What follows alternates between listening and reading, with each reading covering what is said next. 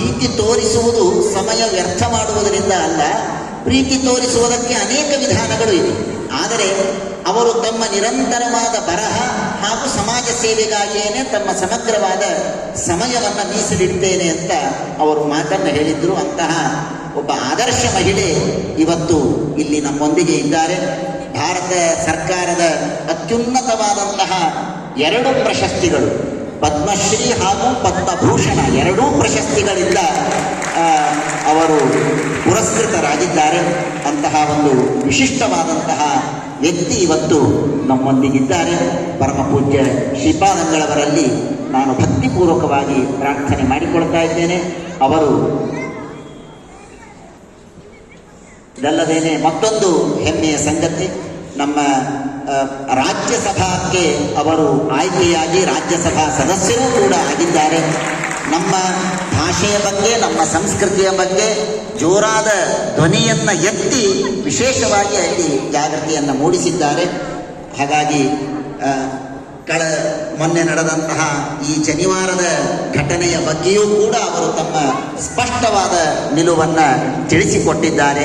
ಆ ಎಲ್ಲ ಕಾರಣಕ್ಕಾಗಿಯೂ ಕೂಡ ಅವರು ಮಾಡಿದ ಸಮಾಜ ಸೇವೆ ಹಾಗೂ ಅವರ ಸಾಹಿತ್ಯಿಕ ಸೇವೆ, ಅವರ ವಿದ್ವತ್ತು, ಇದೆಲ್ಲವನ್ನೂ ಕಂಡು ಪರಮ ಪೂಜ್ಯ ಶ್ರೀಪಾದಂಗಳವರು ಅವರಿಗೆ ಮೂಲರಾಮ ಅನುಗ್ರಹ ಪ್ರಶಸ್ತಿಯಿಂದ ಅವರಿಗೆ ಆಶೀರ್ವಾದವನ್ನು ಮಾಡ್ತಾ ಇದ್ದಾರೆ.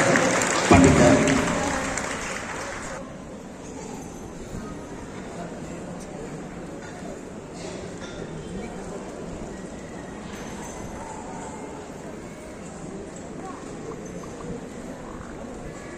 ಇವತ್ತು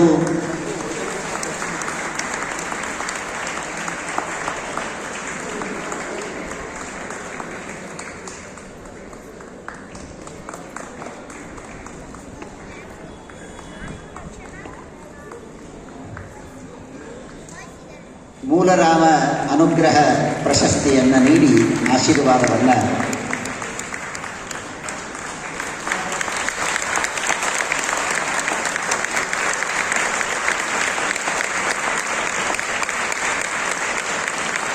ಇವತ್ತು ಒಂದು ಯೋಗ ಅಂತ ಹೇಳಬಹುದು. ಒಬ್ಬ ಮಹಿಳೆಗೆ ಇವತ್ತು ಶ್ರೀಮಠದಿಂದ ಸನ್ಮಾನ ಆಗ್ತಾ ಇದೆ. ಆ ಸನ್ಮಾನ ಆಗುವ ಈ ದಿನ ಅದು ಏನು ಯೋಗವೋ ಗೊತ್ತಿಲ್ಲ.